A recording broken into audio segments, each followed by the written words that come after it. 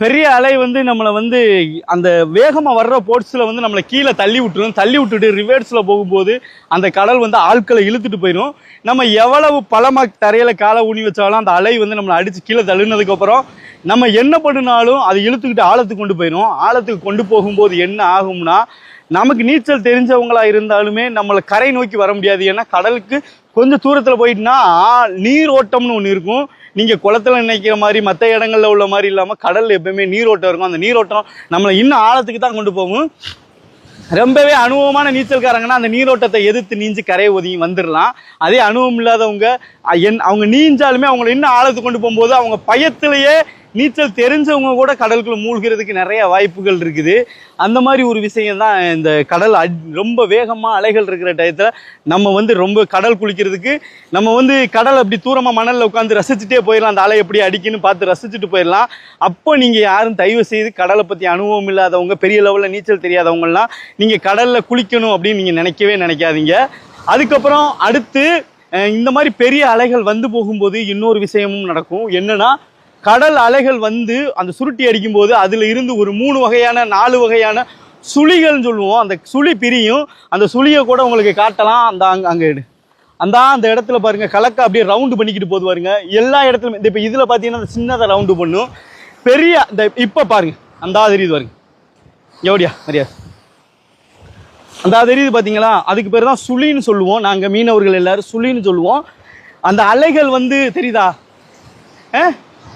அந்த போகுது பாருங்க, அப்படியே அந்த சுழி போய்கிட்டே இருக்கும். அப்போ வந்து என்ன ஆகும்னா, எவ்வளோ பெரிய நீச்சல் தெரிஞ்ச ஆலயம்னு அந்த சுழி சுருட்டி இழுத்துக்கிட்டே போயிடும். இழுத்துக்கிட்டு போய் அந்த சுழி என்ன ஆகும்னா, இப்படி தரையை நோக்கி சுழிக்கும். அந்த தண்ணி அப்படி ஒரு மாதிரி சொல்லலும் போது என்ன ஆகும்னா, அதுக்குள்ளே மாற்றவங்கள நீருக்குள்ளே வச்சு அமுக்கும் போது ஆட்டோமேட்டிக்காவே வந்துக்கிட்டு அவங்க தண்ணிக்குள்ளே மூழ்கிடுவாங்க. இந்த தெரியுது பாருங்க, இந்த பெரிய பாருங்க சுழி. இந்த மாதிரி சின்ன அலைக்கே இந்த மாதிரி சுழி வருதுன்னா, பெரிய அலைக்கெல்லாம் பெரிய ரொம்ப ஆக்ரோஷமான சுழிகள் வரும். அந்த சுழிகளுக்குள்ள அமுக்கி ஆட்களை மூழ்கடிச்சு கொன்றும். இதெல்லாம் கடல்ல இருக்கிற ஆபத்து. இது எங்களுக்கு மீனவர்களுக்கு எல்லாருக்குமே தெரியும். உங்களுக்கு அந்த அனுபவம் தெரியாதனால நான் சொல்றேன். அதே மாதிரி இந்த சுழி அமுக்கும் போது நீங்க என்ன பண்ணா, சுழியை எதிர்த்து நீங்க கூடாது. சுழி நீச்சல் தெரிஞ்சவங்களா இருந்தா கூட இந்த சுழிக்குள்ள மாட்டினா இறந்துருவாங்க. ஆனால் இந்த சுழியை என்ன ஆகும்னா, அந்த சுழியை எதிர்த்து நீயக்கூடாது. அந்த சுழி போகிற பாவுலே போய் அந்த சுழியை விட வேகமாக நீஞ்சு நம்ம கடந்து வெளியே வந்து தப்பிக்கணும். இப்படிலாம் நிறையா இருக்குது இந்த கடல்களில். நீங்கள் நினைப்பீங்க சும்மா ஒரு ஓரமாக போதும், சும்மா ஒரு ஓரம் அப்படிங்கிறது.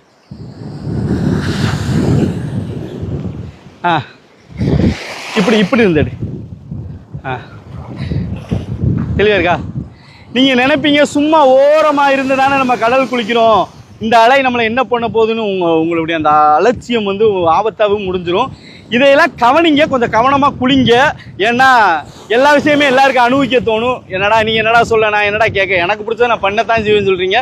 கண்டிப்பாக பண்ணலாம் நமக்கு பிடிச்சதா, ஆனால் கொஞ்சம் பாதுகாப்பாக பண்ணணும், அவ்வளோதான்.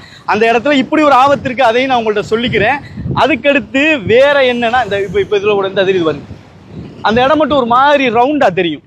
இந்த சுருளுது பாருங்க, இந்த சுழண்டு போகும் பாருங்க, நான் காமிக்கிறேன் பாருங்க. அப்படியே சுழண்டுக்கிட்டே போகும். அந்த பெரிய அலை வந்தால் கூட அது அப்படியே போய்கிட்டே இருக்கும். அந்த மாதிரி வந்துக்கிட்டு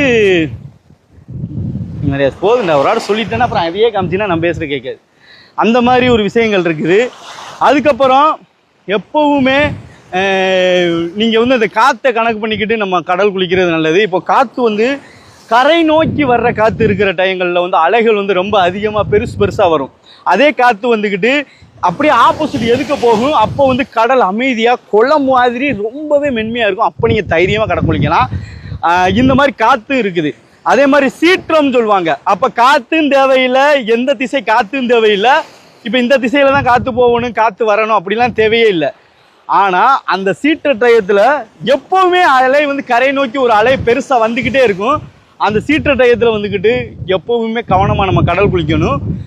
அந்த சீற்றம் எப்போ அதிகமாக வரும்னா, நாங்கள் கனத்த நாள்னு சொல்லுவோம். கனத்த நாள்னா அமாவாசை, பௌர்ணமி, இப்படி முக்கியமான நாள்கள் இருக்குல்ல, அந்த நாள்கள்லாம் கடல் சீற்றம் வந்து எப்போவுமே ரொம்ப அதிகமாக காணப்படும்.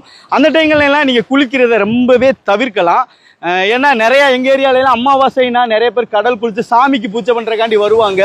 அப்போ எல்லாத்தையுமே நம்ம சொல்கிறது பாருங்கள், என்னையோ அடித்து தள்ளுது, இல்லைன்னா கொஞ்சம் தவறி விழுந்தாலும் நமக்கு நீச்சல் நல்லா தெரியும். ஏன்னா நம்ம ஆழிக்கடல்லையே நீஞ்சாளுக்கு, அதனால நமக்கு ஒன்றும் பிரச்சனை இல்லை. ஆனால் கடலையே பார்க்காதவங்களுக்கு வந்து அது ரொம்ப ஆபத்தாக தான் முடியும். அதே மாதிரி இந்த மாதிரி அடிகடல்னு சொல்லுவாங்க, அது எல்லா இடத்துலையும் இருக்காது, ஒரு சில இடங்கள்ல தான் அந்த அடிகடல் இருக்கும். இந்த அடிகடல் இருக்கிற இடத்துல என்ன ஆகும்னா ரொம்ப பக்கத்திலே ஆழம் இருக்கும்.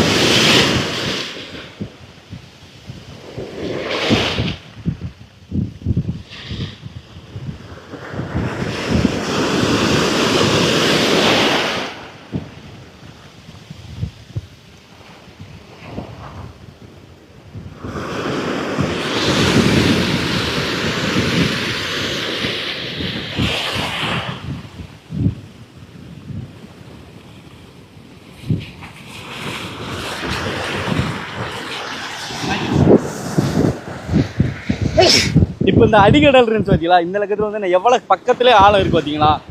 இந்த மாதிரி அடினா அலைகள் பெருசு பெருசாக அடிக்கிற இடத்துல வந்து ஆழம் ரொம்ப பக்கத்திலே இருக்கும். ஏன்னா இந்த அலை வந்து சுருட்டி எடுக்கும்போது அந்த லக்கத்தில் பெரிய பள்ளம் விழுவும், அந்த மண்ணையும் ரிட்டர்னில் எடுத்துகிட்டு போயிடும். அப்போ அதனால என்ன ஆகும்னா ரொம்ப பக்கத்திலேயே குழி இருக்கும். அந்த மாதிரி இந்த மாதிரி அடிக்கிற கடலில் நம்ம எப்போவுமே கவனமாக குளிக்கணும். அதே மாதிரி